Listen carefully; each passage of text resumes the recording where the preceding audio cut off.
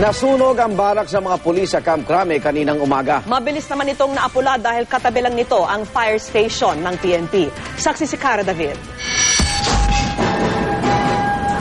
Nasaksihan pa ng aming news team ang paglalabas sa batang ito sa bintana ng ikalawang palapag ng Base Police Section sa Camp Crame.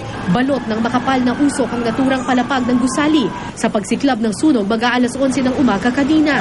Mabuti na lang at katabi lang nito ang fire station ng PNP. Ang mga pulis at bumbero magkatuwang hindi lang sa pag-aapula ng apoy, kundi sa pagsalba ng gamit. Umabot lang sa ikalawang alarma ang sunog bago diniklarang fire out alas 11:20 ng umaga. Walang nasaktan sa insidente pero mismo si PNP Chief Nicanor Bartolome na ang nag-inspeksyon sa pinangyarihan ng sunog. Wala namang nadamay na mga buhay ng ating mga tauhan. Mabilis din yung pagkaka-fire out.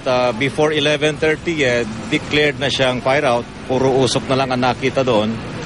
And wala namang ibang masyadong nadamay. Tukoy ng sa barracks o personal quarters ng 12 gate police ng Crame nagsimula ang apoy. Pero palaisipan pa rin ang mismong sanhi nito.